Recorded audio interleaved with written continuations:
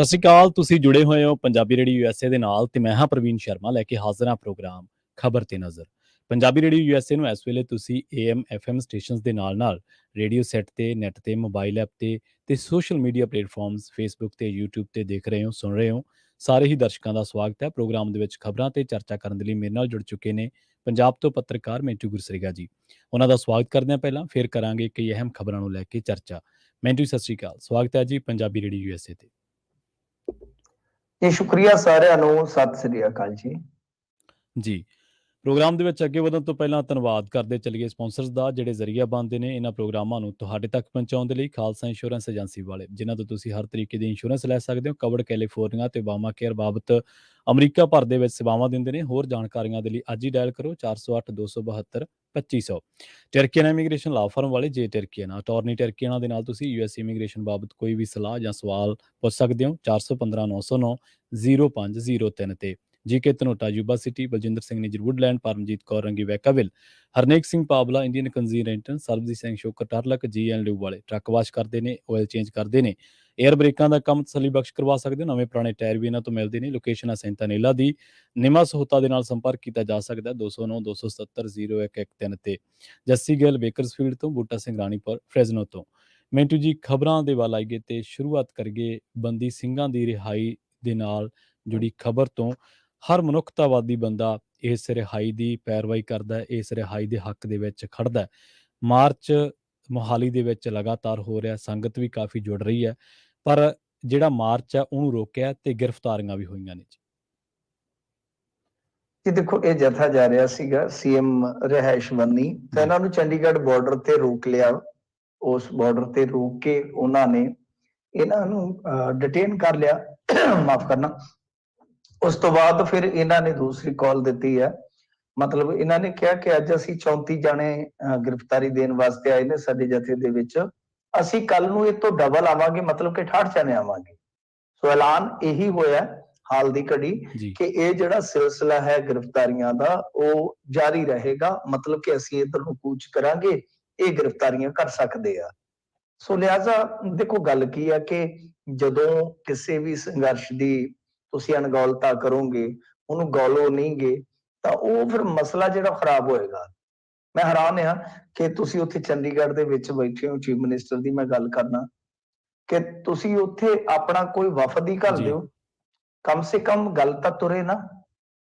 ਜੋ ਤੁਹਾਡੇ ਹੱਥ ਦੇ ਵਿੱਚ ਆ, ਤੁਹਾਡੇ ਅਧਿਕਾਰ ਖੇਤਰ ਦੇ ਵਿੱਚ ਆ, ਤੁਸੀਂ ਖੁੱਲ ਕੇ ਦੱਸੋ, ਤੁਹਾਨੂੰ ਆਪਣੀਆਂ ਮੰਗਾਂ ਤੋਂ ਜਾਣੂ ਕਰਵਾਉਣ।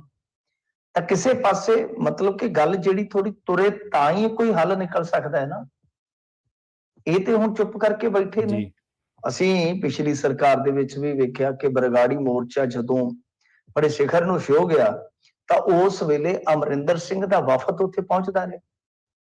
ਐਸ ਸਰਕਾਰ ਦੇ ਵਿੱਚ ਵੀ ਆਪਾਂ ਬਰਗਾੜੀ ਵਾਲਾ ਮੋਰਚਾ ਜਿਹੜਾ ਉਹਦੇ ਵਿੱਚ ਵੇਖਿਆ ਕੁਲਤਾਰ ਸਿੰਘ ਸੰਧਵਾਂ, ਸਰਾਰੀ ਅਤੇ ਹੋਰ ਕੁਝ ਆਮ ਆਦਮੀ ਪਾਰਟੀ ਦੇ ਲੀਡਰ ਵੇਲੇ ਸਮੇਂ ਜਾਂਦੇ ਰਹੇ ਨੇ। ਤਾਂ ਹੁਣ ਕੀ ਹੋ ਗਿਆ, ਇਹ ਇਹਨਾਂ ਨੂੰ ਵੇਖਣਾ ਪਵੇਗਾ, ਸੋਚਣਾ ਪਵੇਗਾ। ਤੇ ਦੂਜੀ ਗੱਲ ਇਹ ਆ ਕਿ ਇਹਦੇ ਚ ਕੋਈ ਇਹ ਤੇ ਹੈ ਨਹੀਂਗਾ ਕਿ ਤੁਹਾਡਾ ਬਹੁਤ ਜ਼ਿਆਦਾ ਕੋਈ ਪੋਲੀਟੀਕਲੀ ਕੋਈ ਲਾਸ ਹੋ ਜਾਣਾ ਆ, ਕਿਉਂਕਿ ਇਹ ਗੱਲਾਂ ਹੁੰਦੀਆਂ ਆਈਆਂ ਨੇ ਜੀ।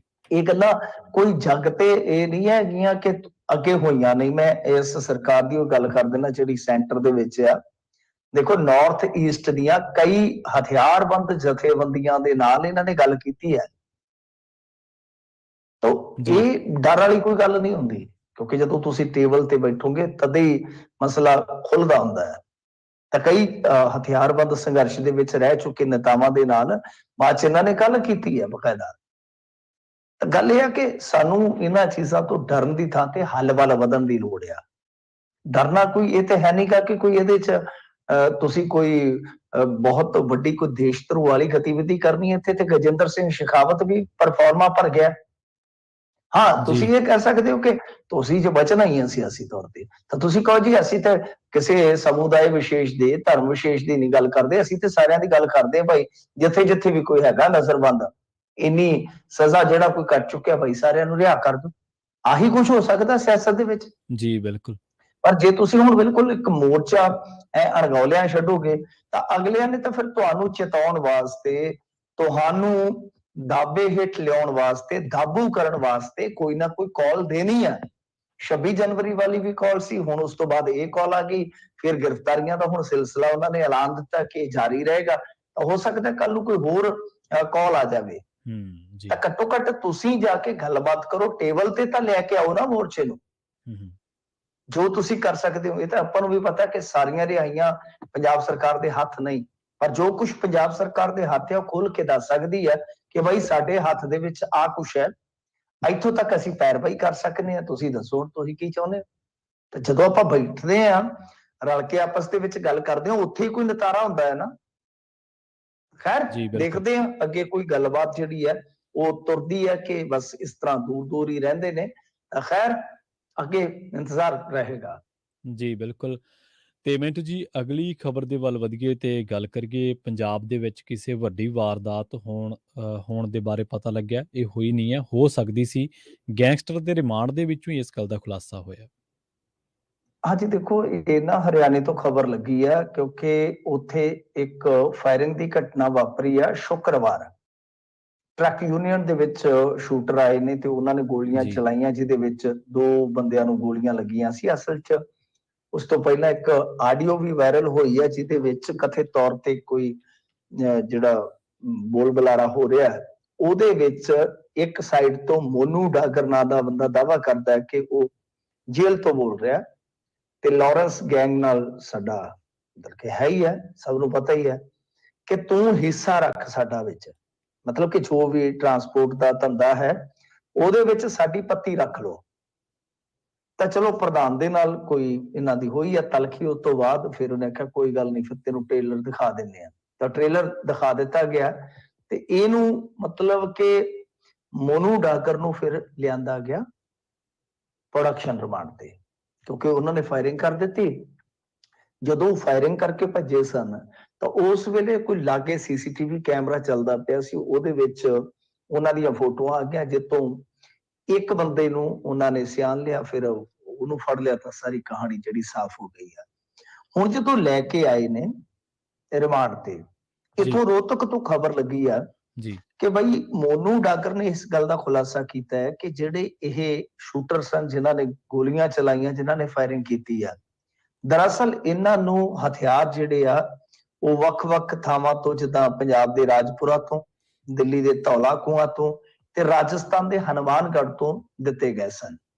ਫਿਰ ਨਾਲ ਜਿਹੜੀ ਗੱਲ ਕਹੀ ਆ ਉਹਨੇ, ਉਹ ਕਹਿੰਦੇ ਆ ਕਿ ਬਈ ਜੋ ਹੁਣ ਮੀਡੀਆ ਰਿਪੋਰਟਾਂ ਨੇ ਉਹਦੇ ਹਵਾਲੇ ਨਾਲ ਜੋ ਆਪਾਂ ਗੱਲ ਕਰ ਰਹੇ ਹਾਂ, ਉਹਦੇ ਹਵਾਲੇ ਇਹ ਗੱਲ ਕਹਿੰਦੇ ਨੇ ਕਿ ਭਾਈ ਇਹੀ ਸ਼ੂਟਰ ਜਿਹੜੇ ਸੀਗੇ, ਉਹਨਾਂ ਨੇ ਪੰਜਾਬ ਦੇ ਵਿੱਚ ਇੱਕ ਬਹੁਤ ਵੱਡੀ ਵਾਰਦਾਤ ਨੂੰ ਅੰਜਾਮ ਦੇਣਾ ਸੀਗਾ। ਹਾਲਾਂਕਿ ਉਹ ਟਾਰਗੇਟ ਕੌਣ ਆ, ਕਿੱਥੇ ਜਾ ਕੇ ਇਸ ਸਾਰੀ ਘਟਨਾ ਨੂੰ ਅੰਜਾਮ ਦੇਣਾ ਸੀ, ਇਹਨਾਂ ਸਾਰੀਆਂ ਚੀਜ਼ਾਂ ਤੋਂ ਹਾਲੇ ਪਰਦਾ ਨਹੀਂ ਉੱਠਿਆ। ਪਰ ਇਹ ਖਬਰ ਬਹੁਤ ਵੱਡੀ ਆਪਣੇ ਆਪ ਦੇ ਵਿੱਚ। ਤੇ ਇਹਦੇ ਵਿੱਚ ਵੀ ਹੁਣ ਦੇਖੋ, ਜੇ ਮੀਡੀਆ ਰਿਪੋਰਟਾਂ ਦੀ ਗੱਲ ਆਪਾਂ ਮੰਨੀਏ ਹਾਂਜੀ ਤਾਂ ਉਹਦੇ 'ਚ ਸਾਫ਼ ਤੌਰ ਤੇ, ਸਪਸ਼ਟ ਤੌਰ ਤੇ ਸੰਕੇਤ ਆ ਕਿ ਕਿਸ ਤਰੀਕੇ ਨਾਲ ਵੇਖੋ ਕਿ ਹਥਿਆਰ ਵੱਖ-ਵੱਖ ਥਾਵਾਂ ਤੋਂ ਆਏ ਆ। ਹਥਿਆਰ ਦੇਣ ਵਾਲੇ, ਪਹੁੰਚਾਉਣ ਵਾਲੇ ਜਿਹੜੇ ਆ ਉਹ ਕੌਣ ਨੇ ਕੌਣ ਨਹੀਂ, ਕਈ ਵਾਰ ਸ਼ੂਟਰ ਉਹਨਾਂ ਨੂੰ ਜਾਣਦੇ ਹੀ ਨਹੀਂ ਹੁੰਦੇ, ਬੁੱਝਦੇ ਹੀ ਨਹੀਂ ਹੁੰਦੇ, ਉਹ ਕਿੱਥੋਂ ਆਏ ਨੇ ਕਿੱਥੇ ਮੁੜ ਜਾਂਦੇ ਆ। ਤਾਂ ਮਤਲਬ ਕਿ ਇਹ ਇੱਕ ਇਸ ਤਰ੍ਹਾਂ ਦਾ ਕੰਮ ਕਰਨ ਦਾ ਇਹਨਾਂ ਦਾ ਢੰਗ ਹੈ, ਜਿਹਦੇ ਵਿੱਚ ਅਗਾਂਹ ਜਾ ਕੇ ਪ੍ਰਵੀਨ ਜੀ ਜਿਹੜੇ ਵੀ ਕੇਸ ਟਰੇਸ ਹੋ ਰਹੇ ਆ, ਜੀ ਬਹੁਤ ਔਖਾ ਹੋ ਜਾਏਗਾ ਲਿੰਕ ਜੋੜਨਾ। ਹੁਣ ਜਿਵੇਂ ਸਿੱਧੂ ਮੂਸੇਵਾਲਾ ਹੱਤਿਆ ਕਾਂਡ ਆ, ਉਹਦੇ ਵਿੱਚ ਇੱਕ ਚੀਜ਼ ਤੁਸੀਂ ਦੇਖੋ ਨਾ ਕਿ ਇਹ ਹਾਲੇ ਤੱਕ ਵੀ ਸਪਸ਼ਟ ਨਹੀਂ ਹੈ ਕਿ ਉਹ ਹਥਿਆਰ ਕੌਣ ਫੜਾ ਕੇ ਗਿਆ ਸੀਗਾ, ਮਤਲਬ ਕਿ ਮੁੱਢ ਤੋਂ ਕਿੱਥੋਂ ਚੱਲੇ ਸਨ ਉਹ ਹਥਿਆਰ। ਜੀ ਹਾਲੇ ਵੀ ਇਹ ਇੱਕ ਬੁਝਾਰਤ ਹੈ। ਹਥਿਆਰ ਫੜੇ ਗਏ, ਵੈਪਨ ਜਿੰਨੇ ਵੀ ਫੜੇ ਗਏ, ਚਲੋ ਠੀਕ ਆ, ਦੈਟਸ ਇਟ, ਪਰ ਉਹ ਕਿਵੇਂ ਚੱਲੇ, ਕਿੱਥੋਂ ਆਏ, ਕੀ ਗੱਲਬਾਤ ਹੈ, ਇਹ ਕੜੀ ਹਾਲੇ ਮਤਲਬ ਕਿ ਸਪਸ਼ਟ ਤੌਰ ਤੇ ਜੁੜਦੀ ਨਹੀਂ ਹੈ। ਜੀ ਹੁਣ ਜਿਵੇਂ AK-47 ਆਪਾਂ ਦੇਖੀ ਹੈ ਕਿ AK-47 ਯੂਜ਼ ਹੋਈ, ਉਹ ਕਿੱਥੋਂ ਚੱਲੀ ਹੈ। ਇਹ ਇਸ ਤਰ੍ਹਾਂ ਦੀਆਂ ਗੱਲਾਂ ਜਿਹੜੀਆਂ ਨੇ ਨਾ, ਉਹ ਕਾਫੀ ਅੱਜ ਦੇ ਜਿਹੜਾ ਆਧੁਨਿਕ ਦੌਰ ਦੇ ਕ੍ਰਾਈਮ ਦੇ ਵਿੱਚ ਵੇਖਣ ਨੂੰ ਮਿਲਦੀਆਂ। ਤਾਂ ਅੱਗੇ ਵੀ ਹੁਣ ਦੇਖੋ ਕੀ ਕਰ ਸਕਦੇ ਕੀ ਨਹੀਂ, ਪਰ ਇੱਥੇ ਦੱਸਦੇ ਆ ਕਿ ਇਨਪੁਟ ਆ ਗਈ ਹੈ ਇਸ ਮਾਮਲੇ 'ਚ। ਹਰਿਆਣਾ ਪੁਲਿਸ ਨੇ ਅਲਰਟ ਕਰ ਦਿੱਤਾ ਪੰਜਾਬ ਪੁਲਿਸ ਨੂੰ ਕਿ ਇਸ ਤਰ੍ਹਾਂ ਬਈ ਤੁਹਾਡੇ ਇੱਥੇ ਪੰਜਾਬ ਦੇ ਵਿੱਚ ਕੋਈ ਵੱਡੀ ਵਾਰਦਾਤ ਹੋ ਸਕਦੀ ਹੈ। ਹੋ ਸਕਦਾ ਪ੍ਰਵੀਨ ਜੀ ਕਿ ਪੁਲਿਸ ਨੂੰ ਨਾਂ ਵਗੈਰਾ ਵੀ ਦੱਸ ਦਿੱਤਾ ਗਿਆ ਹੋਵੇ, ਕਿਉਂਕਿ ਇਹ ਕੋਈ ਗੈਂਗਸਟਰ ਏਦਾਂ ਨਹੀਂ ਹੁੰਦਾ ਕਿ ਮਤਲਬ ਕਿ ਕੁੱਟ ਖਾਈ ਜਾਣਗੇ। ਇਹਨਾਂ ਨੇ ਜੋ ਵੀ ਹੁੰਦਾ ਖੋਲ ਕੇ ਦੱਸ ਦਿੰਦੇ ਆ ਕਿ ਹਾਂ ਭਾਈ ਪਾਓ ਕੇਸ ਬੰਨੇ। ਇਹਨਾਂ ਦਾ ਕੰਮ ਇਹੀ ਹੈ ਕਿ ਆਹ ਅਸੀਂ ਕਰਨਾ ਸੀ ਜਾਂ ਆਹ ਅਸੀਂ ਕਰ ਦਿੱਤਾ ਬਸ।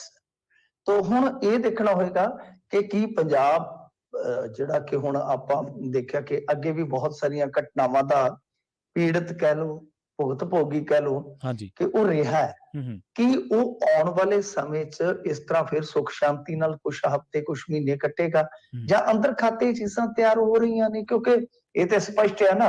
ਹੁਣ ਪਿੱਛੇ ਜੇ ਇੱਕ ਆਡੀਓ ਆ ਗਈ ਕਥਿਤ ਤੌਰ ਤੇ, ਜਿਹਦੇ ਵਿੱਚ ਕਈ ਗੈਂਗਸਟਰ ਇਕੱਠੇ ਜਿਹੜੀ ਹੁੰਦੀ ਹੈ ਕਾਲ, ਉਹ ਕਰ ਰਹੇ ਨੇ, ਇੱਕ ਦੂਜੇ ਨਾਲ ਗੱਲ ਕਰ ਰਹੇ ਆ। ਵਿਰੋਧੀ ਗੈਂਗ ਦਾ ਕੋਈ ਬੰਦਾ ਉਹਦੇ ਨਾਲ ਗੱਲ ਕਰ ਰਿਹਾ, ਬਹਿਸ ਰਿਹਾ, ਤੇ ਜਿਹਦੇ ਚ ਗੋਲਡੀ ਬਰਾੜ ਦੀ ਆਵਾਜ਼ ਦਾ ਵੀ ਦਾਵਾ ਹੈ ਜੀ।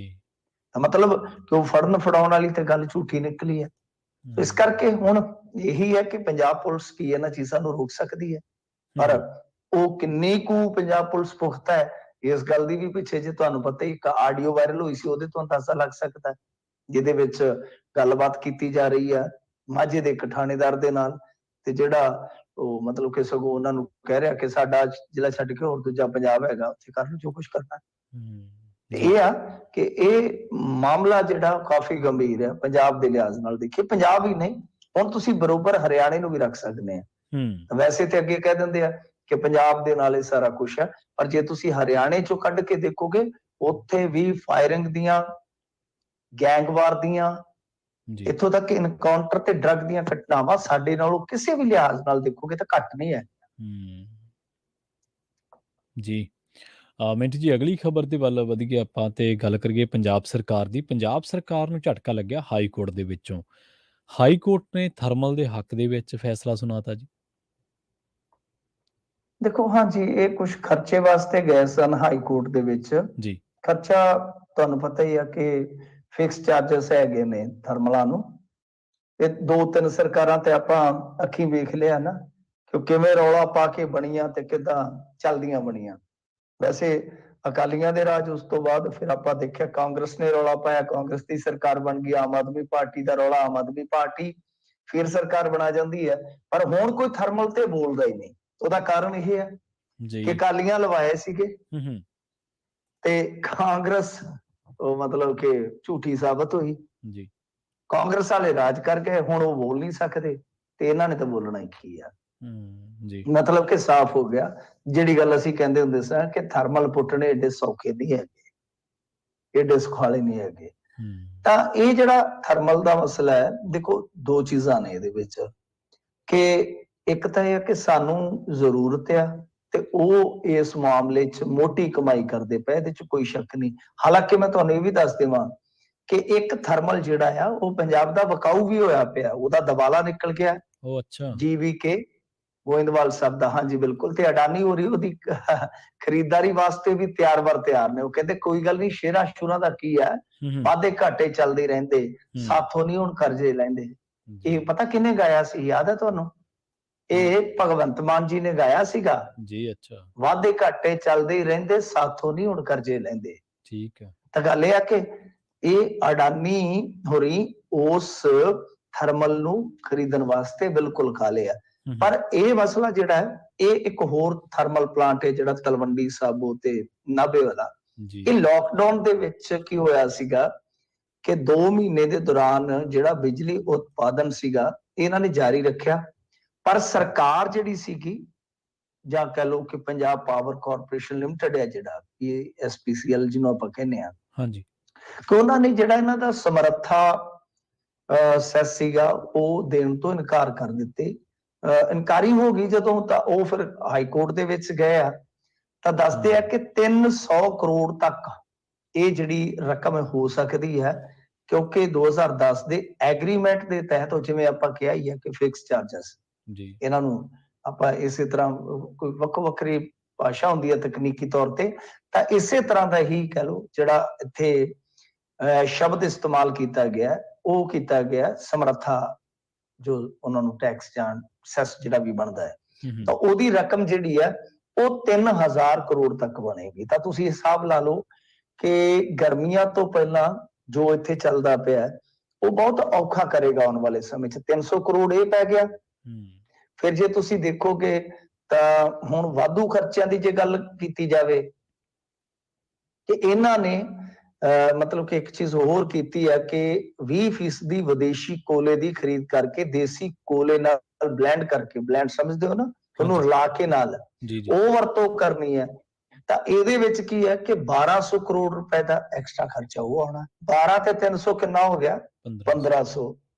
ਇਸ ਤੋਂ ਇਲਾਵਾ ਇੱਕ ਵਿੱਤੀ ਭਾਰ ਹੋਰ ਪਵੇਗਾ ਕਿ ਉੜੀਸਾ ਦੇ ਤਲਚਰ ਤੋਂ ਰੇਲ ਸਮੁੰਦਰੀ ਰੇਲ ਮਤਲਬ ਕਿ 3 ਪੜਾਅ ਹੋ ਗਏ, ਰੇਲ ਰਾਹੀਂ ਜਾਏਗਾ ਸਮੁੰਦਰ, ਸਮੁੰਦਰ ਚੋਂ ਫਿਰ ਵਾਪਸ ਰੇਲ ਰਾਹੀਂ, ਤਾਂ 400 ਕਰੋੜ ਦਾ ਐਕਸਟਰਾ ਉਹ ਜਾਣਾ ਹੈ। ਕਿੰਨਾ ਹੋ ਗਿਆ ਜੀ?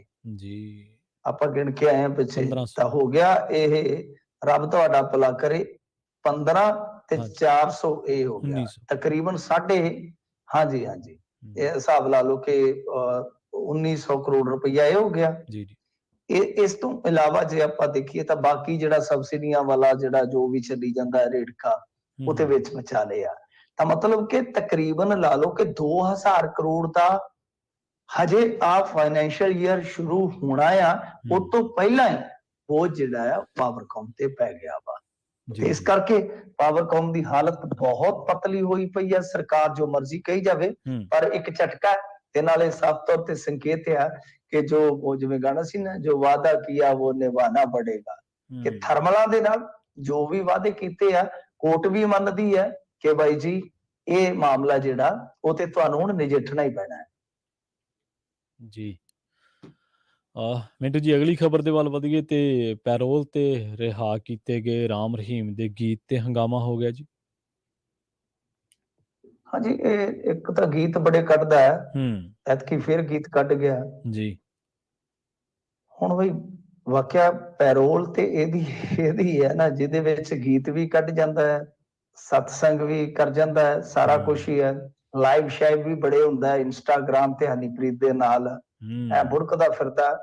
ਇਹ ਜੇਲ੍ਹ 'ਚ ਪਤਾ ਨਹੀਂ ਟਕਾਕ ਨਾਲ ਦਿਨ ਕਿਵੇਂ ਕੱਟਦਾ ਹੋਏਗਾ, ਮੈਨੂੰ ਤਾਂ ਸਮਝ ਨਹੀਂ ਆਉਂਦੀ ਜੀ। ਉੱਥੇ ਵੀ ਹੋ ਸਕਦਾ ਕੋਈ ਲੱਕੜ ਲੁੱਕੜ ਦਾ ਮਾਈਕ ਜਿਹਾ ਬਣਾ ਕੇ ਤੇ ਉਹਦੇ ਸਾਹਮਣੇ ਗਾਉਂਦਾ ਰਹਿੰਦਾ ਹੋਵੇ, ਕੋਈ ਪਤਾ ਨਹੀਂ ਹੈਗਾ ਇਹਦਾ। ਤਾਂ ਦੇਖੋ ਇਹ ਜਿਹੜਾ ਗੀਤ ਆ ਨਾ, ਇੱਕ ਤੇ ਇਹਦੇ 'ਚ ਕੰਟਰੋਵਰਸੀ ਇਹ ਹੋਈ ਆ, ਵਿਵਾਦ ਤੇ ਹੁੰਦੇ ਹੀ ਰਹਿੰਦੇ ਤੁਹਾਨੂੰ ਪਤਾ ਹੈ। ਇੱਕ ਇਹਨੇ ਕਹਿ ਦਿੱਤਾ ਸੀਗਾ ਕਿ ਚੈਲੰਜ ਦੇ ਰੂਪ ਦੇ ਵਿੱਚ ਕਿ ਆਪਣੇ, ਵੈਸੇ ਨਾਮ ਨਹੀਂ ਲਿਆ ਕਿਸੇ ਦਾ, ਕਿ ਆਪਣੇ ਧਰਮ ਦੇ ਲੋਕਾਂ ਦਾ ਨਸ਼ਾ ਛਡਵਾਓ। ਠੀਕ ਹੈ, ਵੀ ਸਿੱਧੇ ਤੌਰ ਤੇ ਚੁਣੌਤੀ ਦਿੱਤੀ ਸੀਗੀ। ਚੁਣੌਤੀ ਹੁਣ ਕਿਹਨਾਂ ਨੂੰ ਦਿੱਤੀ ਉਹ ਸਾਫ਼ ਤੌਰ ਤੇ ਆਪਾਂ ਨੂੰ ਪਤਾ ਹੈ, ਜਿਹਦਾ ਜਵਾਬ ਵੀ ਆਇਆ ਧਾਲੀਵਾਲ ਸਾਹਿਬ ਜਿਹੜੇ ਹੈਗੇ ਨੇ ਮਿਨਿਸਟਰ, ਕਿ ਕਿਸੇ ਦੇ ਧਰਮ ਬਾਰੇ ਬੋਲਣ ਵਾਲਾ ਤੂੰ ਕੌਣ ਆ ਬਈ। ਇਹ ਵੀ ਗੱਲਾਂ ਹੋਈਆਂ। ਤਾਂ ਚਲੋ ਇਹ ਤਾਂ ਸਾਰਾ ਕੁਛ ਹੈ। ਉਹ ਜਿਹੜਾ ਗਾਣਾ ਹੈ, ਉਸ ਗਾਣੇ ਤੇ ਹੁਣ ਇਹਨਾਂ ਨੇ ਵੀ ਪ੍ਰਤੀਕਰਮ ਦਿੱਤੇ ਆ ਕਿ ਬਲਾਤਕਾਰੀ ਹੈ ਜੀ, ਫਲਾਣਾ ਹੈ ਜੀ, ਇਹ ਲੋਕਾਂ ਨੂੰ ਕੀ ਸੇਧ ਦੇਵੇਗਾ।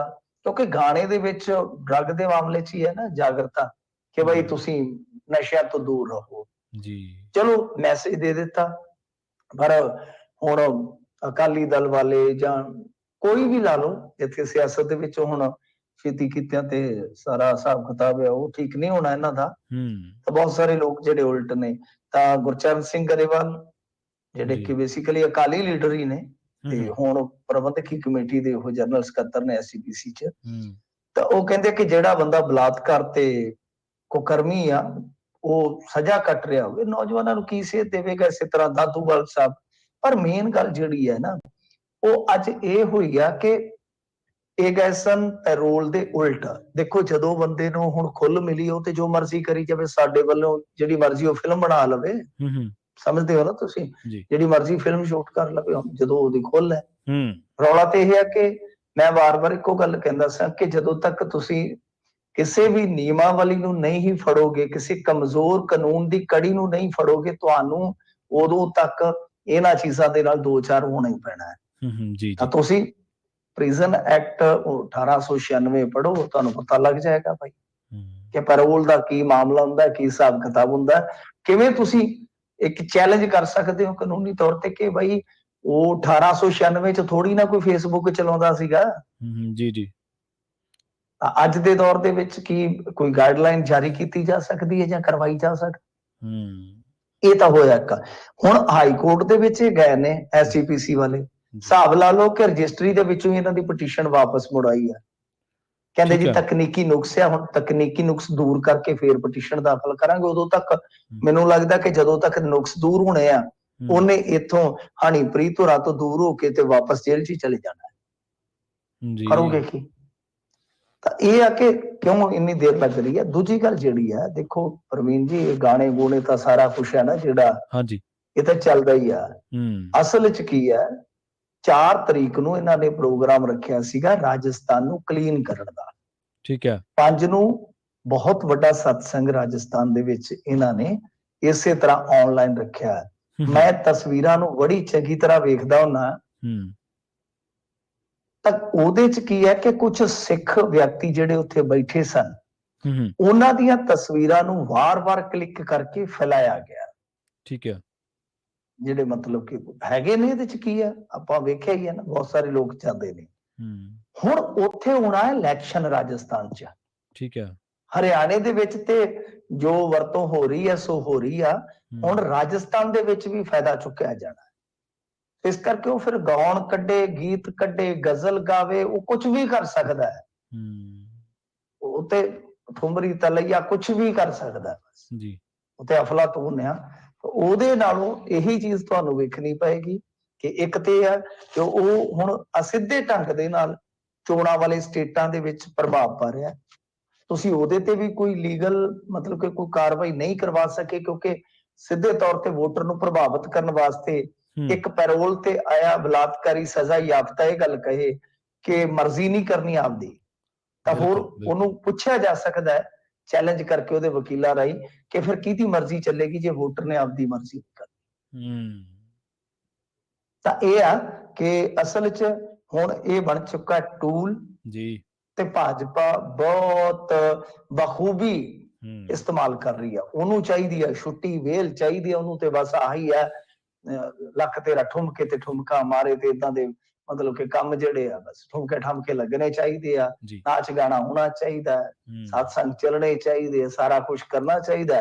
ਤੇ ਦੂਜੇ ਪਾਸੇ ਮਤਲਬ ਕਿ ਜੋ ਤੁਸੀਂ ਕਰਨ ਵਾਲਾ ਉਹ ਨਹੀਂ, ਤੁਸੀਂ ਨਹੀਂ ਕਰ ਪਾ ਰਹੇ, ਉਹ ਕਰ ਰਿਹਾ ਸਾਰਾ ਕੁਝ, ਉਹਨਾਂ ਦੀ ਸੈਟਿੰਗ ਹੈ, ਅਗਲਾ ਕਰ ਰਿਹਾ ਐ ਠੋਕ ਵਜਾ ਕੇ ਕਰ ਰਿਹਾ, ਨਾਲੇ ਤੁਹਾਨੂੰ ਚਿੜਾ ਰਿਹਾ ਹੈ ਕਿ ਭਾਈ ਆਪਦੇ ਧਰਮ ਦੇ ਵਿੱਚ ਤੁਸੀਂ ਦੇਖੋ, ਤੁਸੀਂ ਇਹ ਚੀਜ਼ਾਂ ਕਰਕੇ ਦਿਖਾ ਸਕਦੇ। ਪਰ ਤੁਹਾਡੇ ਕੋਲ ਉਹੀ ਰੱਟੇ ਰਟਾਏ ਜਵਾਬ ਨੇ, ਫਲਾਣਾ ਹੈ ਫਲਾਣਾ ਫਲਾਣਾ, ਪਰ ਤੁਸੀਂ ਕਰਕੇ ਦਿਖਾਓ ਨਾ ਜੀ। ਉਸ ਮਾਮਲੇ 'ਚ ਦੇਖੋ ਕੀ ਰਿਜ਼ਲਟ ਹੁੰਦੇ ਨੇ ਅੱਗੇ, ਪਰ ਹਾਲ ਦੀ ਘੜੀ ਤੇ ਦਿਖ ਨਹੀਂ ਰਿਹਾ ਰਿਜ਼ਲਟ ਕੁਝ। ਜੀ ਅਗਲੀ ਖਬਰ ਦੇ ਵੱਲ ਵਧੀਏ ਮਿੰਟੂ ਜੀ, ਤੇ ਗੱਲ ਕਰੀਏ ਇੱਕ ਮੰਤਰੀ ਦੀ ਜਿਹਨੇ ਕਮੈਂਟ ਪੜ੍ਹ ਕੇ ਗੁੱਸਾ 7ਵੇਂ ਆਸਮਾਨ ਤੇ ਪਹੁੰਚ ਗਿਆ। ਵੈਸੇ ਹੁਣ ਫੇਸਬੁੱਕ ਤੇ ਇੰਸਟਾ ਤੇ ਹੋਰ ਜਿਹੜੇ ਸੋਸ਼ਲ ਮੀਡੀਆ ਪਲੇਟਫਾਰਮਸ ਨੇ, ਉਹਨਾਂ ਤੇ ਵਿਚਰਨਾ ਵੀ ਪੈਂਦਾ ਤੇ ਆਲੋਚਨਾ ਝੱਲਣ ਦਾ ਮਾਦਾ ਵੀ ਹੈ ਨਹੀਂ।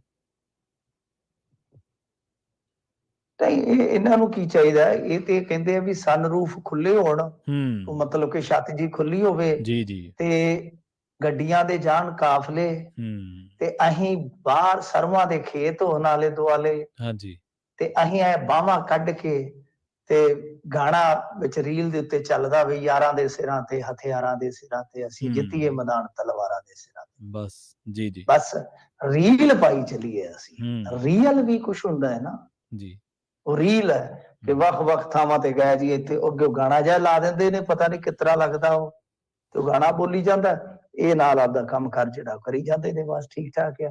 ਪਰ ਜਦੋਂ ਤੁਸੀਂ ਇਸ ਤਰ੍ਹਾਂ ਦੇ ਮੰਚ ਤੇ ਵਿਚਰੋਗੇ ਤਾਂ ਬਿਲਕੁਲ ਦਰੁਸਤ ਕਿਹਾ ਤੁਸੀਂ ਕਿ ਕਈ ਵਾਰ ਉਹ ਝੱਲਣਾ ਪੈਂਦਾ। ਪਰ ਅਸਲ 'ਚ ਕੀ ਹੈ ਕਿ ਇੱਥੇ ਥੋੜਾ ਜਿਹਾ ਮਾਮਲਾ ਉਲਟਿਆ, ਇੱਥੇ ਕੋਈ ਕ੍ਰਿਟਿਸਿਜ਼ਮ ਨਹੀਂ ਸੀਗਾ, ਇਹਦੇ ਵਿੱਚ ਸੰਦਰਭ ਵੱਖਰਾ ਸੀਗਾ ਜੀ। ਪਰ ਫਿਰ ਵੀ ਮੈਂ ਸਮਝਦਾ ਕਿ ਮੰਤਰੀ ਸਾਹਿਬ ਨੂੰ ਐਡਾ ਕਰੜਾ ਰਿਐਕਟ ਕਰਨਾ ਨਹੀਂ ਸੀ ਚਾਹੀਦਾ। ਦਰਅਸਲ ਕੀ ਹੋ ਰਿਹਾ ਸੀਗਾ ਕਿ ਇੱਕ ਵੀਡੀਓ ਵਾਇਰਲ ਹੁੰਦੀ ਆ ਬੀਤੇ ਦਿਨੀ ਕਿ ਲੀਬੀਆ ਦੇ ਵਿੱਚ ਕੁਝ ਪੰਜਾਬੀ ਆਪਣੇ ਫਸੇ ਹੋਏ ਨੇ, ਤਾਂ ਉਸ ਮੁਤਲਕ ਇਹਨਾਂ ਨੇ ਕੁਝ ਪੋਸਟ ਕੀਤਾ ਤੇ ਉਹਦੇ ਥੱਲੇ ਕੰਪਿਊਟਰ ਅਧਿਆਪਕ ਨੇ ਪੱਕਾ ਕਰਨ ਵਾਲੀ ਇੱਕ ਪੋਸਟ ਕਰ ਦਿੱਤੀ। ਠੀਕ ਹੈ, ਉਹਨੇ ਲਿਖਿਆ ਕਿ ਬਈ ਸਕੂਲਾਂ ਨੂੰ ਡਿਜੀਟਲ ਕਰਨ ਵਿੱਚ ਕੰਪਿਊਟਰ ਅਧਿਆਪਕਾਂ ਦਾ ਬੜਾ ਯੋਗਦਾਨ ਹੈ, ਪਰ ਪਿਛਲੇ ਸਾਲਾਂ ਤੋਂ ਉਹਨਾਂ ਨੂੰ ਉਹਨਾਂ ਦਾ ਹੱਕ ਨਹੀਂ ਦਿੱਤਾ ਜਾ ਰਿਹਾ ਜੀ। ਇੰਨੀ ਗੱਲ ਲਿਖਣ ਦੀ ਦੇਰ ਸੀ, ਮੰਤਰੀ ਨੇ ਉਸ ਕਮੈਂਟ ਦਾ ਜਵਾਬ ਦਿੱਤਾ, ਕਹਿੰਦਾ ਕਿ ਤੈਨੂੰ ਸ਼ਰਮ ਆਉਣੀ ਚਾਹੀਦੀ ਹੈ, ਅੱਛਾ। ਕੁਛ ਲੋਕ ਵਿਦੇਸ਼ਾਂ 'ਚ ਫਸੇ ਆ, ਉਹ ਹਾਂਜੀ, ਵੀ ਕਿਸੇ ਦੇ ਪੁੱਤਰ ਆ, ਗੱਲ ਸਹੀ ਹੈ। ਤੁਸੀਂ ਆਪਣੀ ਸਮੱਸਿਆ ਉਹਨਾਂ ਨੂੰ ਮੇਲ ਰਾਹੀਂ ਭੇਜ ਸਕਦੇ ਹੋ। ਹਾਂਜੀ। ਤੁਸੀਂ ਸਿਰਫ ਨੌਨਸੈਂਸ ਪੈਦਾ ਕਰਨੀ ਹੁੰਦੀ ਹੈ, ਘੱਟੋ ਘੱਟ ਪੋਸਟ ਦੀ ਸੰਵੇਦਨਸ਼ੀਲਤਾ ਨੂੰ ਵੇਖ ਲਿਆ ਕਰੋ। ਠੀਕ ਆ, ਹੂੰ, ਚਲੋ ਪੋਸਟ ਦਾ ਸੰਦਰਭ ਨਹੀਂ ਕਿਸੇ ਨੇ ਸਮਝਿਆ, ਹੂੰ, ਤੁਸੀਂ ਕਹਿ ਸਕਦੇ ਹੋ, ਪਰ ਐਡੀ ਵੀ ਕਿਹੜੀ ਗੱਲ ਆ ਕਿ ਨੌਨਸੈਂਸ ਜਾਂ ਸ਼ਰਮ ਇਹੋ ਜਿਹੇ ਸ਼ਬਦ ਇਸਤੇਮਾਲ ਕੀਤੇ ਜਾਣ। ਹੂੰ। ਤੁਸੀਂ ਉਹ ਵੀ ਤਾਂ ਕਹਿ ਸਕਦੇ ਹੋ ਕਿ ਬਈ ਇਹ ਜਿਹੜੀ ਪੋਸਟ ਆ ਇਹਦਾ ਸੰਦਰਭ ਵੱਖਰਾ ਹੈ, ਜੀ, ਤੁਹਾਡਾ ਕੋਈ ਮਾਮਲਾ ਹੈ, ਤੁਸੀਂ ਮੈਨੂੰ ਈਮੇਲ ਕਰੋ। ਤੇ ਜੀ। ਜਿੱਦਣ ਦੂਜੀਆਂ ਪੋਸਟਾਂ ਤੇ ਉਹ ਇਸ ਤਰ੍ਹਾਂ ਪੋਸਟ ਕਰਦੇ ਕਿ ਕਦੇ ਜਵਾਬ ਦਿੱਤਾ ਹੈ? ਅੱਜ ਹੂੰ, ਹੁਣ ਤੁਹਾਨੂੰ ਮੌਕਾ ਮਿਲ ਗਿਆ ਤੇ ਉੱਥੇ ਤੁਸੀਂ ਜਵਾਬ ਦੇ ਦਿੱਤਾ। ਜੀ, ਕਿੱਦਾਂ ਦੀਆਂ ਇਹ ਗੱਲਾਂ ਨੇ? ਖੈਰ, ਇਹਨਾਂ ਦੀ ਸ਼ਬਦਾਵਲੀ ਤੋਂ ਸਾਫ਼ ਜ਼ਾਹਰ ਹੁੰਦਾ ਹੈ ਜੀ। ਕਿ ਇਹ ਬਈ ਕਿੰਨੀ ਕੁ ਸੁਹਿਰਦਤਾ ਦੇ ਨਾਲ, ਕਿੰਨੇ ਕੁ ਠਰਮੇ ਦੇ ਨਾਲ ਇਹਨਾਂ ਚੀਜ਼ਾਂ ਨੂੰ ਵੇਖਦੇ। ਤੁਸੀਂ ਰਿਐਕਟ ਨਾ ਕਰੋ, ਲੋਕ ਥੱਲੇ ਵੇਖਦੇ ਹੁੰਦੇ ਆ ਹੂੰ, ਹੂੰ, ਕਿ ਅਗਲੇ ਆਪ ਹੀ ਟੋਕ ਦਿੰਦੇ ਆ ਕਿ ਭਾਈ ਪੋਸਟ ਦਾ ਜਿਹੜਾ ਸੰਦਰਭ ਹੈ ਵੱਖਰਾ। ਮੈਂ ਵੀ ਇਸ ਚੀਜ਼ ਨਾਲ ਸਹਿਮਤ ਹਾਂ ਕਿ ਜੀ। ਸਾਨੂੰ ਇਹ ਵੇਖਣਾ ਚਾਹੀਦਾ ਕਿ ਕੁਝ ਚੀਜ਼ਾਂ ਜਿਹੜੀਆਂ ਹੁੰਦੀਆਂ ਨੇ ਹੂੰ, ਉਹ ਹੂੰ। ਅਲੱਗ ਭਾਵਨਾ ਨਾਲ ਪਾਈਆਂ ਜਾਂਦੀਆਂ, ਅਸੀਂ ਉਹਨਾਂ ਦਾ ਸਤਿਕਾਰ ਕਰੀਏ, ਪਰ ਵੈਸੇ ਸਾਡੀ ਆਦਤ ਬਣੀ ਹੈ। ਇੱਥੇ ਤੇ ਕੋਈ ਅਗਲਾ ਆਪਣੇ ਕੋਈ ਨਿੱਜੀ ਫੋਟੋਗ੍ਰਾਫ ਪਾ ਦੇਵੇ ਤੇ ਉਹਦੇ ਥੱਲੇ ਵੀ ਉਹਦੀ ਬੁਰਾਈ ਹੋਣ ਲੱਗ ਜਾਂਦੀ, ਫੋਟੋ ਜੀ, ਚ ਨੁਕਸ ਨਿਕਲਣ ਲੱਗ ਜਾਂਦੇ ਆ। ਇਧਰੋਂ ਸੂਰਜ ਟੇਢਾ ਹੈ, ਤੂੰ ਇਧਰੋਂ ਆ ਪਹਿਰਾਵਾ ਤੇਰਾ ਫਲਾਣਾ, ਤੇਰਾ ਫਲਾਣਾ, ਤੇਰਾ। ਪਰ ਫਿਰ ਵੀ ਕਿਉਂਕਿ ਤੁਸੀਂ ਮੰਤਰੀ ਹੋ, ਆਹ ਸ਼ਬਦ ਨਹੀਂ ਇਸਤੇਮਾਲ ਕਰਨੇ ਚਾਹੀਦੇ। ਜੀ। ਜੀ, ਇਹ ਮੰਤਰੀ ਸਾਹਿਬ ਪੰਜਾਬ ਦੇ ਨੇ ਜੀ? ਹਾਂਜੀ, ਇਹ ਹਾਂਜੀ, ਹਾਂਜੀ, ਮੰਤਰੀ ਸਾਹਿਬ ਹੈਗੇ ਨੇ ਸਿੱਖਿਆ ਮੰਤਰੀ ਹਰਜੋਤ ਸਿੰਘ ਬੈਂਸ। ਓਹ ਵਾਹ! ਜੀ, ਸੌਰੀ, ਆਪਾਂ ਗੱਲ ਨਹੀਂ ਕੀਤੀ। ਹਰਜੋਤ ਸਿੰਘ ਬੈਂਸ ਇਹ ਮੰਤਰੀ ਨੇ, ਸਿੱਖਿਆ ਮੰਤਰੀ ਨੇ, ਤਾਂ ਹੀ ਕੰਪਿਊਟਰ ਟੀਚਰ ਆਪਣੇ ਇੱਥੋਂ ਦੀ ਉਹ ਕਰ ਰਹੇ ਹਨ ਨਾ ਪੱਕੇ ਹੋਣ ਦੇ। ਜੀ, ਜੀ। ਇਹ ਮੰਤਰੀ ਸਾਹਿਬ ਤਾਂ ਇੱਕ ਦਿਨ ਇਹਨਾਂ ਦੇ ਘਰ ਮੂਹਰੇ ਧਰਨਾ ਦੇਣ ਜਾ ਵੜੇ ਤੇ ਉਹ ਕਹਿੰਦੇ ਮੇਰੇ ਜਵਾਕਾਂ ਨੂੰ ਕਾਹਤੋਂ ਪਰੇਸ਼ਾਨ ਕਰਦੇ ਆ, ਤੇ ਜੇ ਤੁਸੀਂ ਇੰਨੀ ਪਰੇਸ਼ਾਨੀ ਨਹੀਂ ਅੱਛਾ ਜੀ। ਝੱਲਦੇ ਫਿਰ ਬੱਤੀਆਂ ਵਾਲੀਆਂ ਗੱਡੀਆਂ ਤਿਆਗ ਦਿਓ, ਟੌਰ ਨਾਲ ਰਹੋ। ਕਿਹਨੇ ਆਖਿਆ ਤੁਸੀਂ ਇਲੈਕਸ਼ਨ ਲੜ ਕੇ ਆਓ, ਇੱਧਰ ਪੰਗੇ ਲਓ? ਉਹ ਨਹੀਂ, ਇਹਨਾਂ ਨੇ ਤਾਂ ਪਰਚੇ ਹੂੰ। ਕਰਾ ਦਿੱਤੇ ਸੀ ਧਰਨੇ ਲਾਉਣ ਵਾਲਿਆਂ ਤੇ। ਹਾਂਜੀ, ਹਾਂਜੀ। ਬਿਲਕੁਲ, ਬਿਲਕੁਲ। ਜਿਹੜੀ ਮਾਈਨਿੰਗ ਸਾਈਟ ਤੇ ਖੁਦ ਧਰਨੇ ਲਾਉਂਦੇ ਰਹੇ, ਹੂੰ, ਹੂੰ, ਤੇ ਹੂੰ। ਜਦੋਂ ਇਹਨਾਂ ਦੀ ਸਰਕਾਰ ਆਈ, ਇਹਨਾਂ ਦੇ ਖਿਲਾਫ ਲੱਗੇ ਤੇ ਚੱਕ ਕੇ ਪਰਚੇ ਕਰਾਤੇ ਸੀ ਇਹਨਾਂ ਨੇ ਪਿੰਡ ਵਾਲਿਆਂ ਤੇ। ਜੀ, ਜੀ, ਜੀ, ਜੀ। ਤਾਂ ਹੀ ਬਿਲਕੁਲ। ਤਾਂ ਹੁਣ ਇਹਨਾਂ ਦੇ ਕੋਲੋਂ ਦੇਖੋ, ਇਹ ਮੁੱਖ ਮੰਤਰੀ ਦੀ ਫੀਲਿੰਗ ਲੈਂਦੇ ਹੁੰਦੇ ਸਨ। ਹਾਂਜੀ, ਤੇ ਹਾਂਜੀ। ਵੈਸੇ ਸੁਪਨੇ ਸਜਾਉਣੇ ਮਾੜੀ ਗੱਲ ਨਹੀਂ। ਇਹਨਾਂ ਹੂੰ, ਨੂੰ ਲੱਗਦਾ ਸੀ ਕਿ ਆਉਣ ਵਾਲਾ ਟਾਈਮ ਤੇਰੇ ਬਾਈ ਦਾ। ਹੂੰ। ਪਰ ਹੋਇਆ ਕੀ ਹੈ ਕਿ ਮਾਨ ਦਾ ਫੌ ਪੈ ਗਿਆ। ਜੀ, ਤੁਹਾਨੂੰ ਪਤਾ ਹੀ ਆ, ਜੀ, ਸਟੈਂਡ ਸਟੂਡ ਚੰਗੇ ਲਏ ਨੇ। ਜੀ। ਹੁਣ ਮੁਹਕਮੇ ਬਦਲ ਗਏ, ਮਾਈਨਿੰਗ ਮਿਨਿਸਟਰੀ ਇਹਦੇ ਕੋਲ ਹੀ ਸੀਗੀ, ਹਰਜੋਤ ਹਾਂਜੀ, ਸਿੰਘ ਹੁਣ ਬੈਂਸ ਤਾਂ ਕੋਲ। ਹਿਮਾਚਲ ਵਾਲੀ ਉਹ ਤੇ ਸਰਦਾਰੀ ਵੀ ਨਹੀਂ ਰਹੀ, ਉਹ ਵੀ ਖੁੱਸ ਗਈ। ਹਾਂਜੀ, ਹਾਂਜੀ, ਹਾਂਜੀ, ਹਾਂਜੀ। ਉੱਥੇ ਵੀ ਮੇਰਾ ਖਿਆਲ ਹੈ ਕੰਬੋਜ ਮੁੰਡਾ ਜਿਹੜਾ ਜਲਾਲਾਬਾਦ ਤੋਂ ਵਿਧਾਇਕ ਬਣਿਆ, ਗੋਲਡੀ ਗੋਲਡੀ ਕੰਬੋਜ। ਕੰਬੋਜ, ਹਾਂਜੀ, ਉਹਨੂੰ ਲਾਤਾ ਉੱਥੇ। ਤੇ ਮਿੰਟੂ ਇਹ ਤਾਂ ਜੀ, ਉੱਥੇ ਲਾਉਣਾ ਹੀ ਸੀ, ਉੱਥੇ ਇਹਨਾਂ ਤੋਂ ਕੀ ਵੱਟਿਆ ਗਿਆ? ਹਾਂਜੀ, ਹੋਰ ਕੁਛ ਵੀ ਕਰਨਾ ਵੀ ਨਹੀਂ ਕੀ ਹੈ, ਸੀ ਲਾਉਣਾ ਹੀ ਪਹਾੜ ਸੀ। ਪੂੜ ਵੇਖ ਕੇ ਆ ਗਏ ਨੇ ਉੱਥੇ। ਜੀ, ਜੀ। ਤੇ ਮਿੰਟੂ ਜੀ, ਜਾਂਦੇ ਜਾਂਦੇ ਗੱਲ ਕਰੀਏ ਚੰਡੀਗੜ੍ਹ ਦੀ ਖਿੜਿਆ ਫੁੱਲ ਗੁਲਾਬ ਦਾ, ਚੰਡੀਗੜ੍ਹ ਪੰਜਾਬ ਦਾ। ਇਹ ਨਾਅਰਾ ਸੁਣਦੇ ਰਹੇ ਹਾਂ ਹੁਣ ਤੱਕ, ਕਿਤਾਬਾਂ ਦੇ ਵਿੱਚ ਪੜ੍ਹਦੇ ਵੀ ਰਹੇ ਹਾਂ, ਸੁਣਦੇ ਵੀ ਰਹੇ ਹਾਂ, ਮਹਿਸੂਸ ਵੀ ਕਰਦੇ ਰਹੇ ਹਾਂ। ਬੇਸ਼ੱਕ ਉਹ ਫੁੱਲ ਦਾ ਕੋਈ ਇਸ ਸ਼ਹਿਰ ਦੇ ਨਾਲ ਕੋਈ ਕੁਦਰਤੀ ਇਤਿਹਾਸਕ ਕੋਈ ਰਿਸ਼ਤਾ ਨਹੀਂ ਸੀ, ਪਰ ਉਮਰ ਗੁਜ਼ਰੀ ਕਈ ਲੋਕਾਂ ਦੀ ਉਸ ਨਾਅਰੇ ਨੂੰ ਸੁਣਦਿਆਂ। ਪਰ ਜਿਹੜੀ ਖਬਰ ਹੈ ਉਹ ਕਹਿੰਦੀ ਹੈ ਕਿ ਹੁਣ ਚੰਡੀਗੜ੍ਹ ਦੇ ਰੌਲੇ ਦੇ ਵਿੱਚ ਹਿਮਾਚਲ ਦੀ ਵੀ ਐਂਟਰੀ ਹੋ ਗਈ, ਹਰਿਆਣੇ ਦੀ ਤਾਂ ਸੀਗਾ ਹੀ ਸੀਗਾ। ਹਾਂਜੀ, ਹਾਂਜੀ, ਦੇਖੋ ਹਿਮਾਚਲ ਪ੍ਰਦੇਸ਼ ਨੇ ਅੱਗੇ ਵੀ ਇੱਕ ਦੋ ਵਾਰੀ ਇਸ ਤਰ੍ਹਾਂ ਦੀ ਟੁੱਚ ਲੜਾਈ ਆ। ਜੀ, ਤੇ ਇਹ ਜਿਹੜੇ ਹੈਗੇ ਨੇ ਡਿਪਟੀ ਸੀਐਮ ਮੁਕੇਸ਼ ਅਗਨੀਹੋਤਰੀ, ਇਹਨਾਂ ਨੇ ਕਿਹਾ ਕਿ ਪੰਜਾਬ ਪੁਨਰਗਠਨ ਤੋਂ ਬਾਅਦ ਹਿਮਾਚਲ ਚੰਡੀਗੜ੍ਹ ਦੀ ਹਾਂਜੀ, 7.19 ਜ਼ਮੀਨ ਦਾ ਹੱਕਦਾਰ ਹੈ ਤੇ ਅਸੀਂ ਲੈ ਕੇ ਰਵਾਂਗੇ, ਜੇ ਜ਼ਰੂਰਤ ਪਈ ਤੇ ਕਾਨੂੰਨੀ ਕਦਮ ਵੀ ਚੁੱਕਾਂਗੇ। ਤਾਂ ਠੀਕ ਹੈ। ਬਿਲਕੁਲ ਪੰਜਾਬ ਨੂੰ ਕਹਿ ਦੇਣਾ ਚਾਹੀਦਾ ਕਿ ਕੋਈ ਗੱਲ ਨਹੀਂ ਹੈ ਭਾਈ, ਤੁਸੀਂ ਵੀ ਆ ਜਾਓ। ਹੂੰ, ਹੂੰ, ਹੂੰ। ਤੁਸੀਂ ਵੀ ਆ ਜਾਓ, ਕੋਈ ਰਹਿ ਨਾ ਜਾਵੇ। ਉਹ ਏਦਾਂ KCR ਨੂੰ ਵੀ ਸੁਨੇਹਾ ਘੱਲ ਦਿਓ ਤੇਲੰਗਾਨਾ ਵੀ, ਵੇਖੀ ਕਿਤੇ ਕਾਗਜ਼ ਬੋਲ ਕੇ ਤੁਹਾਡਾ ਵੀ ਤੇ ਨਹੀਂ ਵਿੱਚ ਹਿੱਸਾ ਹੈਗਾ। ਜੀ, ਜੀ। ਸਟਾਲਨ ਨੂੰ ਵੀ ਪੁੱਛ ਲਓ ਪਰਾਂ, ਤਮਿਲਨਾਡੂ ਵਾਲਿਆਂ ਨੂੰ, ਹੂੰ, ਕਿ ਤੁਸੀਂ ਵੀ ਤੇ ਕੋਈ ਸੈਕਟਰ ਇੱਕ ਰੱਖੀ ਨਹੀਂ ਬੈਠੇ ਆਪਣੇ ਕੋਲ। ਹੂੰ। ਸਾਰਾ ਕੁਝ ਕੱਟ ਕਟਾ ਕੇ ਤੁਹਾਨੂੰ ਮਿਲ ਗਿਆ, ਤੁਹਾਡਾ ਸੂਬਾ ਮਿਲ ਗਿਆ। ਇਸ ਤਰ੍ਹਾਂ ਦੀਆਂ ਗੱਲਾਂ ਕਿ ਦੇਖੋ ਬਥੇਰਾ ਕੁਛ ਆ। ਜੇ ਜੀ, ਆਪਾਂ ਦੇਖੀਏ ਤੇ ਇਤਿਹਾਸ ਦੇ ਵਰਕੇ ਫੋਲ ਕੇ ਕਿ ਭਾਈ ਚੰਡੀਗੜ੍ਹ ਜਿਹੜਾ ਹੈ ਉਹ ਪੰਜਾਬ ਦੇ ਪਿੰਡ ਵੱਢ ਕੇ ਬਣਾਇਆ ਗਿਆ ਹੈ, ਜੀ। ਪੰਜਾਬ ਦੀ ਛਾਤੀ ਤੇ ਬਣਿਆ। ਹੁਣ ਹੂੰ, ਉਹਨੂੰ ਜੋੜੀ ਜਾਣਾ, ਏਦਾਂ ਦੀਆਂ ਗੱਲਾਂ ਹੈ। ਪਤਾ ਨਹੀਂ ਹੈ ਮੈਨੂੰ, ਇਹਦੇ ਹੁਣ ਡਿਟੇਲ 'ਚ ਜਾਣਾ ਪਵੇਗਾ ਕਿ ਕਿਸ ਲਿਹਾਜ਼ ਨਾਲ ਕਹਿ ਰਹੇ, ਜੋ ਕਹਿ ਰਹੇ ਆ ਦਾਵਾ ਕਿੰਨਾ ਕੁ ਪੁਖਤਾ ਹੈ ਹੂੰ, ਹੂੰ, ਕਿ ਸਾਡਾ 7 ਪੁਆਇੰਟ ਇੰਨਾ ਹਿੱਸਾ ਬਣਦਾ ਜ਼ਮੀਨ ਤੇ ਜੇ ਤੁਹਾਡਾ ਹਿੱਸਾ ਬਣਦਾ ਤੇ ਅੱਜ ਤੱਕ ਤੁਸੀਂ ਲਿਆ ਕਿਉਂ ਨਹੀਂ? ਹੂੰ। ਇਹ ਵੇਖਣਾ ਹੋਏਗਾ ਨਾ। ਜੀ। ਇਹ ਵੇਖਣ ਦੀ ਜ਼ਰੂਰਤ ਹੈ ਕਿ ਅੱਜ ਤੱਕ ਕਿਉਂ ਛੱਡੀ ਬੈਠੇ ਸੀਗੇ ਤੁਸੀਂ। ਚਲੋ ਇਹ ਵੀ ਇੱਕ ਨਵੀਂ ਪੇਸ਼ਕਸ਼ ਹੋ ਗਈ ਆ ਜੀ ਕਿ ਹਾਂ ਬਈ ਅਸੀਂ ਹੁਣ ਹਿੱਸੇਦਾਰ ਆ। ਤਾਂ ਕੋਈ ਮੰਨੇਗਾ ਤੇ ਤਾਂ ਹੀ ਆ ਨਾ, ਮੰਨਦਾ ਕੌਣ ਆ? ਇੱਥੇ ਤੇ ਦੂਜੇ ਜਿਹੜੇ ਦੋ ਹੈਗੇ 60-40 ਵਾਲੇ ਉਹ ਲੰਡੇ, ਤੁਹਾਨੂੰ 7 ਵਾਲਿਆਂ ਨੂੰ ਕਿਹਨੇ ਪੁੱਛਣਾ? ਜੀ ਜੀ ਜੀ ਮਿੰਟੂ ਜੀ, ਇਹਨਾਂ ਖਾਸ ਖਬਰਾਂ ਤੇ ਖਾਸ ਜਾਣਕਾਰੀਆਂ ਦੇਣ ਵਾਸਤੇ ਤੁਹਾਡਾ ਬਹੁਤ ਬਹੁਤ ਧੰਨਵਾਦ ਧੰਨਵਾਦ ਜੀ। ਜੀ।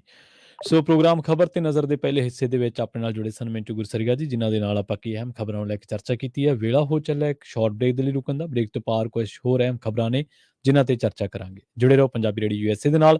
ਜਲਦ ਵਾਪਸੀ ਹੋਵੇਗੀ ਇੱਕ ਸ਼ਾਰਟ ਬ੍ਰੇਕ ਤੋਂ ਬਾਅਦ।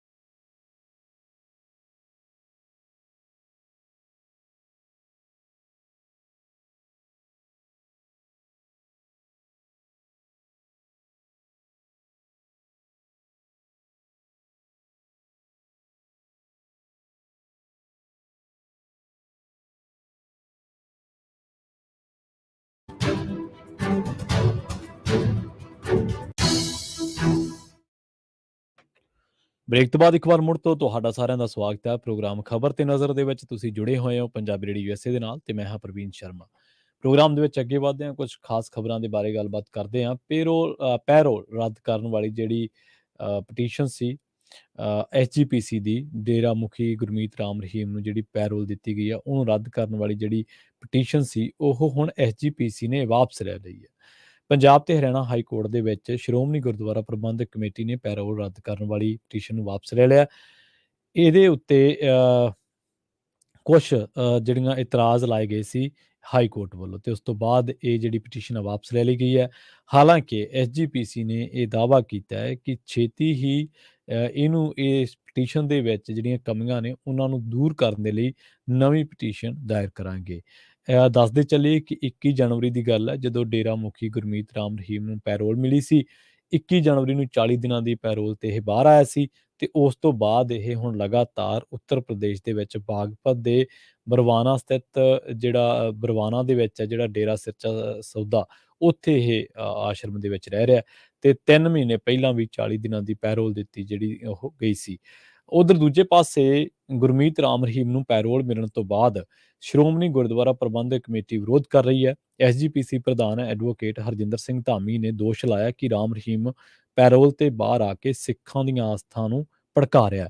ਉਹਨਾਂ ਨੇ ਇਹ ਵੀ ਕਿਹਾ ਕਿ ਰਾਮ ਰਹੀਮ ਨੂੰ 1 ਸਾਲ ਦੇ ਵਿੱਚ 4 ਵਾਰੀ ਪੈਰੋਲ ਦਿੱਤੀ ਗਈ ਤੇ ਦੂਜੇ ਪਾਸੇ ਬੰਦੀ ਸਿੱਖ ਇੱਕ ਵਾਰ ਪੈਰੋਲ ਲੈਣ ਤੋਂ ਬਾਅਦ ਦੂਜੀ ਵਾਰ ਪੈਰੋਲ ਦੇ ਲਈ ਐਪਲੀਕੇਸ਼ਨ ਦਾਖਲ ਕਰ ਦੇਣ ਤਾਂ ਉਹਨਾਂ ਨੂੰ ਇਹ ਕਹਿ ਕੇ ਮਨਾ ਕਰ ਦਿੱਤਾ ਜਾਂਦਾ ਕਿ ਤੁਸੀਂ ਛੁੱਟੀ ਕੱਟ ਚੁੱਕੇ ਆ। ਇਸ ਤੋਂ ਇਲਾਵਾ ਬੰਦੀ ਸਿੱਖਾਂ ਨੂੰ ਖਤਰਾ ਦੱਸ ਕੇ ਉਹਨਾਂ ਦੀ ਪੈਰੋਲ ਦੇ ਨਾਲ ਜੁੜੀ ਐਪਲੀਕੇਸ਼ਨ ਨੂੰ ਰਿਜੈਕਟ ਕਰ ਦਿੱਤਾ ਜਾਂਦਾ ਔਰ ਜਿੰਨੇ ਵੀ ਜਿਵੇਂ ਆਪਾਂ ਪ੍ਰੋਗਰਾਮ ਦੀ ਸ਼ੁਰੂਆਤ ਦੇ ਵਿੱਚ ਇਹ ਗੱਲ ਕਹੀ ਸੀ ਕਿ ਹਰ ਮਨੁੱਖਤਾਵਾਦੀ ਬੰਦਾ, ਹਰ ਜਿਹਦੇ ਵਿੱਚ ਇਨਸਾਨੀਅਤ ਦੀ ਭਾਵਨਾ ਹੈ, ਉਹ ਬੰਦਾ ਇਸ ਮੰਗ ਦੀ ਪੈਰਵਾਈ ਕਰਦਾ, ਇਸ ਮੰਗ ਦੇ ਉੱਤੇ ਖੜਦਾ ਵੀ ਹੈ।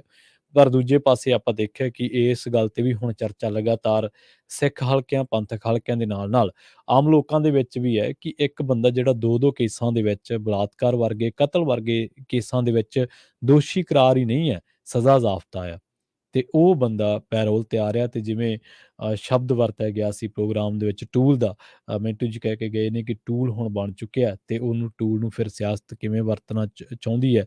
ਟੂਲਾਂ ਨੂੰ ਹਮੇਸ਼ਾ ਇੱਦਾਂ ਹੀ ਹੁੰਦਾ, ਇਹ ਨਹੀਂ ਹੈ ਕਿ ਇਹ ਬੀਜੇਪੀ ਆ, ਕਾਂਗਰਸ ਨੇ ਵੀ ਇੱਦਾਂ ਹੀ ਵਰਤਿਆ। ਬਥੇਰੇ ਲੋਕਾਂ ਨੇ ਕਾਂਗਰਸ ਦੇ ਲਈ ਟੂਲ ਦਾ ਕੰਮ ਕੀਤਾ ਤੇ ਹੁਣ ਬੀਜੇਪੀ ਉਹਨਾਂ ਲੋਕਾਂ ਤੋਂ ਕੰਮ ਲੈ ਰਹੀ ਹੈ ਜਿਨ੍ਹਾਂ ਲੋਕਾਂ ਮਗਰ ਭੀੜਾਂ ਨੇ। ਸੋ ਹੁਣ ਸਵਾਲ ਇਹ ਉੱਠ ਰਿਹਾ ਅਸਲ ਦੇ ਵਿੱਚ, ਜਿਹੜੀ ਇਹਨਾਂ ਨੇ ਪਟੀਸ਼ਨ ਵਾਪਸ ਲਈ ਹੈ, ਕਿ ਤੁਸੀਂ ਵਾਪਸ ਕਿਉਂ ਲਈ ਹੈ ਪਟੀਸ਼ਨ? ਕਿਉਂਕਿ ਬਹੁਤ ਸਾਰੇ ਲੋਕ ਕਹਿੰਦੇ ਨੇ ਕਿ ਜਦੋਂ ਤੁਸੀਂ ਦਾਖਲ ਕੀਤੀ ਸੀ ਪਟੀਸ਼ਨ, ਕਿ ਉਦੋਂ ਤੁਸੀਂ ਤਰੁੱਟੀਆਂ ਤੇ ਗੌਰ ਨਹੀਂ ਕੀਤਾ, ਕਿ ਤੁਹਾਡਾ ਜਿਹੜਾ ਵਿਰੋਧ ਹੈ ਉਹ ਸਿਰਫ ਸ਼ਬਦਾਂ ਦਾ ਹੀ ਵਿਰੋਧ ਹੈ, ਤੁਸੀਂ ਕਾਨੂੰਨੀ ਤੌਰ ਤੇ ਉਹ ਓਨਾ ਵਿਰੋਧ ਨਹੀਂ ਕਰ ਰਹੇ ਜਿੰਨਾ ਤੁਹਾਨੂੰ ਕਰਨਾ ਚਾਹੀਦਾ। ਸੋ ਇਸ ਤਰ੍ਹਾਂ ਦੇ ਸਵਾਲ ਜਿਹੜੇ ਆ ਉਹ ਐਸਜੀਪੀਸੀ ਦੀ ਪਟੀਸ਼ਨ ਵਾਪਸੀ ਤੇ ਹੋ ਰਹੇ ਨੇ ਤੇ ਐਸਜੀਪੀਸੀ ਨੂੰ ਇਹਨਾਂ ਦਾ ਜਵਾਬ ਦੇਣਾ ਪੈ ਰਿਹਾ। ਹਾਲਾਂਕਿ ਜਿਹੜੇ ਧਾਮੀ ਸਾਹਿਬ ਨੇ ਉਹ ਬੜੇ ਠੰਡੇ ਮਤੇ ਦੇ ਇਨਸਾਨ ਵਜੋਂ ਜਾਣੇ ਜਾਂਦੇ ਨੇ, ਆਮ ਹੀ ਵਿਚਰਦੇ ਰਹਿੰਦੇ ਨੇ, ਤਾਂ ਉਹਨਾਂ ਨੇ ਕੁਛ ਸਵਾਲਾਂ ਨੂੰ ਐਡਰੈਸ ਵੀ ਕੀਤਾ। ਇਹ ਉਹਨਾਂ ਦੀ ਸ਼ਖਸੀਅਤ ਦੇ ਵਿੱਚ ਹੈਗਾ। ਹਾਲਾਂਕਿ ਦੇਖੋ ਵਖਰੇਵੇਂ ਤਾਂ ਚੱਲਦੇ ਰਹਿੰਦੇ ਆ, ਇਹ ਤਾਂ ਚੱਲਣੇ ਚਾਹੀਦੇ ਆ, ਆਗੂਆਂ ਨੂੰ ਸਵਾਲ ਹੋਣੇ ਚਾਹੀਦੇ ਆ ਔਰ ਜਿਸ ਤਰੀਕੇ ਦਾ ਇੱਕ ਪਰਿਵਾਰ ਦਾ ਇੱਕ ਅਧਿਕਾਰ ਪੰਥਕ ਜਥੇਬੰਦੀਆਂ ਸੰਸਥਾਵਾਂ ਉੱਤੇ ਹੈ, ਉਹਨੂੰ ਲੈ ਕੇ ਤਾਂ ਬਹੁਤ ਵੱਡੀ ਗਿਣਤੀ ਦੇ ਵਿੱਚ ਸਿੱਖਾਂ ਦੇ ਮਨਾਂ ਦੇ ਵਿੱਚ ਲੈ ਕੇ ਉਹ ਰੋਸ ਵੀ ਹੈ। ਪਰ ਇਹਨਾਂ ਦੇ ਵਿੱਚੋਂ ਕੁਛ ਲੋਕ ਇਹ ਕਹਿੰਦੇ ਨੇ ਕਿ ਚਲੋ ਘੱਟੋ ਘੱਟ ਧਾਮੀ ਸਾਹਿਬ ਸਵਾਲਾਂ ਨੂੰ ਜਾਂ ਕੌਮ ਦੇ ਮਸਲੇ ਤੇ ਗੱਲ ਕਰਨ ਤੋਂ ਭੱਜਦੇ ਤਾਂ ਨਹੀਂ ਨਾ। ਸੋ ਖੈਰ ਹੁਣ ਉਹਨਾਂ ਨੂੰ ਸਵਾਲ ਵੀ ਹੋ ਰਹੇ ਨੇ ਕਿ ਤੁਸੀਂ ਖੁਦ ਇਸ ਪੇਸ਼ੇ ਦੇ ਵਿੱਚੋਂ ਆਉਣੇ ਆ ਤੇ ਤੁਸੀਂ ਖੁਦ ਹੀ ਇਹ ਜਿਹੜੀ ਪਟੀਸ਼ਨ ਸੀ ਦਾਖਲ ਕੀਤੀ ਸੀ ਤੇ ਹੁਣ ਇਹਨੂੰ ਵਾਪਸ ਕਿਉਂ ਲੈ ਰਹੇ ਹੋ? ਤੇ ਜੇਕਰ ਵਾਪਸ ਲੈ ਰਹੇ ਹੋ ਤੇ ਇਹਨੂੰ ਕਿੰਨੇ ਟਾਈਮ ਬਾਅਦ ਦੁਬਾਰਾ ਤੁਸੀਂ ਦਾਖਲ ਕਰੋਗੇ? ਕਿਉਂਕਿ ਉਹਦੇ ਕੁਛ ਦਿਨ ਹੀ ਰਹਿ ਗਏ ਨੇ। 21 ਜਨਵਰੀ ਤੋਂ ਬਾਅਦ ਜੇ ਤੁਸੀਂ 40 ਦਿਨ ਗਿਣੋਗੇ ਤਾਂ ਸ਼ਾਇਦ 28 ਫਰਵਰੀ ਤੱਕ ਇਹ ਦਿਨ ਪੂਰੇ ਹੋ ਜਾਣੇ ਆ, ਕਿਉਂਕਿ 21 ਤੋਂ ਲੈ ਕੇ ਮਹੀਨਾ ਤੇ 10 ਦਿਨ ਉੱਤੇ ਗਿਣ ਸਕਦੇ ਤੁਸੀਂ। ਸੋ ਹੁਣ ਇਸ ਨੂੰ ਲੈ ਕੇ ਜਵਾਬ ਜਿਹੜੇ ਦੇਣੇ ਆ ਉਹ ਔਖੇ ਹੋਏ ਪਏ ਆ ਪੰਥਕ ਨੁਮਾਇੰਦਿਆਂ ਨੂੰ ਵੀ ਤੇ ਪੰਥਕ ਧਿਰਾਂ ਨੂੰ ਵੀ, ਸਿਰਮੌਰ ਜਥੇਬੰਦੀ ਦੇ ਆਗੂਆਂ ਨੂੰ ਵੀ। ਹੁਣ ਗੱਲ ਕਰਦੇ ਹਾਂ ਜਾਂਦੇ ਜਾਂਦੇ ਪਰਨੀਤ ਕੌਰ ਦੀ। ਪਟਿਆਲਾ ਤੋਂ ਮੈਂਬਰ ਪਾਰਲੀਮੈਂਟ ਤੇ ਸਾਬਕਾ ਦੇਸ਼ ਰਾਜ ਮੰਤਰੀ ਪਰਨੀਤ ਕੌਰ ਨੇ ਆਪਣੇ ਤੇ ਉੱਤੇ ਕਥਿਤ ਪਾਰਟੀ ਵਿਰੋਧੀ ਗਤੀਵਿਧੀਆਂ ਦੇ ਲਈ ਜਿਹੜਾ ਕਾਰਨ ਦੱਸੋ ਨੋਟਿਸ ਆ, ਉਹਦੇ ਲਈ ਹੁਣ ਕਾਂਗਰਸ ਪਾਰਟੀ ਤੇ ਪਲਟਵਾਰ ਕੀਤਾ ਹੈ ਤੇ ਇਹਨਾਂ ਨੇ ਇੱਕ ਪੱਤਰ ਦੇ ਵਿੱਚ ਕਿਹਾ ਹੈ ਕਿ ਮੈਂ ਇਹ ਦੇਖ ਕੇ ਹੈਰਾਨ ਹੈ ਵੀ ਇੱਕ ਵਿਅਕਤੀ ਜਿਹਨੇ ਸ਼੍ਰੀਮਤੀ ਸੋਨੀਆ ਗਾਂਧੀ ਦੇ ਵਿਦੇਸ਼ੀ ਨਾਗਰਿਕ ਹੋਣ ਦੇ ਮੁੱਦੇ ਤੇ 1999 ਦੇ ਵਿੱਚ ਕਾਂਗਰਸ ਪਾਰਟੀ ਛੱਡੀ ਸੀ, ਆਪਾਂ ਪੰਜਾਬੀ ਰੇਡੀਓ ਯੂਐਸਏ ਤੇ ਕਦੇ ਵੀ ਸ਼੍ਰੀਮਤੀ ਲਫ਼ਜ਼ ਨਹੀਂ ਵਰਤਦੇ, ਨਾ ਸ਼੍ਰੀਮਾਨ ਵਰਤਦੇ, ਪਰ ਮੈਂ ਤੰਜ਼ ਵਜੋਂ ਵਰਤਿਆ ਕਿਉਂਕਿ ਉਹ ਟੀਚਰ ਕਰਕੇ ਕਹਿ ਰਹੇ ਸੀ ਤਾਂ ਕਰਕੇ। ਤਾਂ ਉਹ ਕਹਿੰਦੇ ਕਿ ਹੁਣ 20 ਸਾਲਾਂ ਬਾਅਦ ਉਹ ਪਾਰਟੀ ਤੋਂ ਬਾਹਰ ਰਿਹਾ ਤੇ ਖੁਦ ਅਨੁਸ਼ਾਸਨੀ ਕਾਰਵਾਈ ਦਾ ਸਾਹਮਣਾ ਕਰਦਾ ਰਿਹਾ, ਪਰ ਹੁਣ ਇੱਕ ਅਖੌਤੀ ਅਨੁਸ਼ਾਸਨੀ ਮਾਮਲੇ ਤੇ ਮੇਰੇ ਤੇ ਸਵਾਲ ਕਰ ਰਿਹਾ। ਤੇ ਬੀਬੀ ਕਹਿੰਦੀ ਪੱਤਰ ਦੇ ਅਖੀਰ ਦੇ ਵਿੱਚ ਕਹਿੰਦੀ ਗੱਲ ਰਹੀ ਮੇਰੇ ਵਿਰੁੱਧ ਕਾਰਵਾਈ ਦੀ, ਤਾਂ ਤੁਸੀਂ ਜੋ ਚਾਹੋ ਕਾਰਵਾਈ ਕਰਨਾ ਚਾਹੁੰਦੇ ਹੋ ਉਹ ਕਰ ਸਕਦੇ ਹੋ। ਬਹੁਤ ਪੰਜਾਬ ਦੇ ਸਮੇਤ ਭਾਰਤ ਦੇ ਵਿੱਚ ਬਹੁਤ ਸਾਰੇ ਐਸੇ ਪਰਿਵਾਰ ਨੇ ਜਿਨ੍ਹਾਂ ਨੇ ਹਮੇਸ਼ਾ ਸੱਤਾ ਦੇ ਨਾਲ ਨੇੜਤਾ ਰੱਖੀ। ਉਹ ਸੱਤਾ ਦੀ ਆਈਡੀਓਲੋਜੀ ਕੀ ਹੈ? ਉਹ ਸੱਤਾ ਲੋਕਾਂ ਨੂੰ ਵਰਤ ਕਿਵੇਂ ਰਹੀ ਹੈ? ਲੋਕ ਉਸ ਸੱਤਾ ਤੋਂ ਦੁਖੀ ਕਿੰਨੇ ਕੁ ਨੇ? ਉਸ ਸੱਤਾ ਨੇ ਲੋਕਾਂ ਦਾ ਰਸ ਕਿੰਨਾ ਕੁ ਪੀਤਾ, ਲਹੂ ਕਿੰਨਾ ਕੁ ਪੀਤਾ, ਇਹ ਮੈਟਰ ਨਹੀਂ ਕਰਦਾ। ਇਹਨਾਂ ਕੁਛ ਕੁ ਪਰਿਵਾਰਾਂ ਵਾਸਤੇ ਹਿੰਦੁਸਤਾਨ ਦੇ ਵਿੱਚੋਂ ਬਹੁਤ ਪਰਿਵਾਰ ਆਉਂਦੇ ਨੇ, ਬਥੇਰੇ ਹੁਣ ਪਾਕਿਸਤਾਨ ਦੇ ਵਿੱਚ ਚਲੇ ਗਏ। ਇਹ ਲਗਾਤਾਰ ਸੱਤਾ ਦੇ ਸੰਪਰਕ ਦੇ ਵਿੱਚ ਰਹਿੰਦੇ ਆ ਤੇ ਸੱਤਾ ਨੂੰ ਮਾਣਦੇ ਆ। ਮਤਲਬ ਮਾਨਣਾ ਦੂਰ ਦੀ ਗੱਲ, ਜਦੋਂ ਹੁਣ ਸਰਕਾਰੀ ਦਰਬਾਰੇ ਜਾਣਾ ਤੇ ਦਰਬਾਰ 'ਚ ਜਦੋਂ ਤੁਸੀਂ ਵੜਦੇ ਹੋ ਤਾਂ ਸਿਰ ਝੁਕਾ ਕੇ ਵੜਦੇ ਹੋ। ਇੱਕ ਆਮ ਹੀ ਕਥਨ ਹੈ ਕਿ ਰਾਜਾ ਨੇ ਦਰਬਾਰਾਂ ਦੇ ਜਿਹੜੇ ਗੇਟ ਹੁੰਦੇ ਆ ਉਹ ਨੀਵੇਂ ਰੱਖੇ ਹੁੰਦੇ ਕਿ ਬੰਦਾ ਝੁਕ ਕੇ ਅੰਦਰ ਆ ਕੇ ਸਾਡੇ ਕੋਲੇ ਗੱਲ ਕਰੇ। ਸੋ ਹੁਣ ਬੀਜੇਪੀ ਦੀ ਸੱਤਾ ਹੈ ਤੇ ਸੱਤਾ ਦੇ ਨਾਲ ਹੁਣ ਨੇੜਤਾ ਇੱਥੇ ਵੀ ਰੱਖਣੀ ਪੈਣੀ ਹੈ। ਬਹੁਤ ਤਰ੍ਹਾਂ ਦੀਆਂ ਚੀਜ਼ਾਂ ਨੇ, 2-3 ਅੱਖਰ ਹੀ ਨਹੀਂ ਬੰਦੇ ਨੂੰ ਟਿਕਣ ਦਿੰਦੇ। ABC ਜਵਾਕਾਂ ਨੂੰ ਸਿਖਾਉਣੀ ਬਹੁਤ ਸੌਖੀ ਹੈ, ਪਰ ਜੇ ABC ਦੇ ਵਿੱਚ ਹੀ 2-3 ਲਫ਼ਜ਼ ਆਉਂਦੇ ਨੇ, CBI, ED, IT, NIA, ਇਹੋ ਜਿਹੀਆਂ ਚੀਜ਼ਾਂ ਨੇ ਜਿਹੜੀਆਂ ਵੱਡੇ ਕਹਿੰਦੇ ਘੁਮਾਉਂਦੇ ਆਪਣੇ ਆਪ ਨੂੰ, ਜਿਹੜੇ ਨਾਡੂ ਖਾਂ ਸਮਝਦੇ ਆ, ਉਹਨਾਂ ਨੂੰ ਫਿਰ ਕੁਛ ਕੁ ਮਿੰਟਾਂ ਸਕਿੰਟਾਂ ਦੇ ਵਿੱਚ ਹੀ ਅੱਗੇ ਲਾ ਲੈਂਦੀਆਂ ਨੇ। ਸੋ ਧੰਨ ਉਹ ਲੋਕ ਨੇ ਜਿਹੜੇ ਇਹਨਾਂ ABC ਦੀਆਂ ਡਰੇ ਨਹੀਂ ਤੇ ਅੱਜ ਉਹਨਾਂ ਦੀਆਂ ਰਿਹਾਈਆਂ ਦੇ ਲਈ ਆਪਾਂ ਮੋਰਚੇ ਵੀ ਲੱਗੇ ਵੇਹਣੇ ਆ ਤੇ ਹਮੇਸ਼ਾ ਵਿਸ਼ਵ ਦੇ ਹਰ ਕੋਨੇ ਦੇ ਵਿੱਚ ਜਿੱਥੇ ਵੀ ਕੌਮ ਦਾ ਦਰਦ ਰੱਖਣ ਵਾਲਾ ਬੰਦਾ ਬੈਠਾ ਹੈ ਤੇ ਉਹਨਾਂ ਲੋਕਾਂ ਦੀ ਚੜ੍ਹਦੀ ਕਲਾ ਦੇ ਲਈ ਉਹ ਸਵੇਰੇ ਸ਼ਾਮ ਅਰਦਾਸ ਵੀ ਕਰਦਾ। ਸੋ ਉਹ ਇਹੀ ਵੱਖਰਤਾ ਹੈ, ਇਹੀ ਉਹਨਾਂ ਲੋਕਾਂ ਦੇ ਨਾਲੋਂ ਭਿੰਨਤਾ ਹੈ। ਇੱਕ ਸੱਤਾ ਨੂੰ ਦਰਬਾਰ ਦੇ ਵਿੱਚ ਜਾਣ ਵਾਲੇ ਨੇ, ਇੱਕ ਦਰਬਾਰ ਦੇ ਮੂਹਰੇ ਅੜਨ ਵਾਲੇ ਨੇ। ਅੜਨ ਵਾਲਿਆਂ ਨੂੰ ਫਿਰ ਬਹੁਤ ਸਾਰੀਆਂ ਚੁਣੌਤੀਆਂ ਦਾ ਸਾਹਮਣਾ ਕਰਨਾ ਪੈਂਦਾ। ਖੈਰ ਵੇਲਾ ਹੋ ਚੱਲਿਆ ਤੁਹਾਡੇ ਤੋਂ ਇਜਾਜ਼ਤ ਲੈਣ ਦਾ। ਪੰਜਾਬੀ ਰੇਡੀਓ ਯੂਐਸਏ ਦੀ ਅਗਲੀ ਪੇਸ਼ਕਸ਼ ਪ੍ਰੋਗਰਾਮ ਅਪਡੇਟ ਅਮਰੀਕਾ। ਅਪਡੇਟ ਅਮਰੀਕਾ ਪ੍ਰੋਗਰਾਮ ਦੇ ਵਿੱਚ ਵਿਸ਼ਵ ਭਰ ਦੇ ਵਿੱਚ ਵਾਪਰੀਆਂ ਅਹਿਮ ਅਤੇ ਵੱਡੀਆਂ ਤੇ ਖਾਸ ਘਟਨਾਵਾਂ ਬਾਰੇ ਤੁਹਾਨੂੰ ਦਿੱਤੀਆਂ ਜਾਣੀਆਂ ਖਾਸ ਜਾਣਕਾਰੀਆਂ। ਤੁਰਕੀ ਦੀ ਗੱਲ ਜਾਂਦੇ ਕਰਦੇ ਚੱਲੀਏ। ਤੁਰਕੀ ਦੇ ਵਿੱਚ 2300 ਮੌਤਾਂ ਦੀ ਪੁਸ਼ਟੀ ਹੋ ਚੁੱਕੀ ਹੈ। ਭਿਆਨਕ ਭੂਚਾਲ ਨੇ ਤੁਰਕੀ ਦੇ ਵਿੱਚ ਬਹੁਤ ਵੱਡੀ ਤਬਾਹੀ ਮਚਾਈ ਹੈ ਤੇ ਇਸੇ ਖਬਰ ਬਾਬਤ ਹੋਰ ਜਾਣਕਾਰੀਆਂ ਤੁਹਾਨੂੰ ਦਿੱਤੀਆਂ ਜਾਣਗੀਆਂ ਅਪਡੇਟ ਅਮਰੀਕਾ ਪ੍ਰੋਗਰਾਮ ਦੇ ਵਿੱਚ। ਜੁੜੇ ਰਹੋ ਪੰਜਾਬੀ ਰੇਡੀਓ ਯੂਐਸਏ ਦੇ ਨਾਲ ਤੇ ਆਖਿਰ ਦੇ ਵਿੱਚ ਇੱਕ ਵਾਰ ਫਿਰ ਤੋਂ ਤੁਹਾਨੂੰ ਸਭ ਨੂੰ ਪਿਆਰ ਸਤਿਕਾਰ ਸਹਿਤ ਸਤਿ ਸ਼੍ਰੀ ਅਕਾਲ।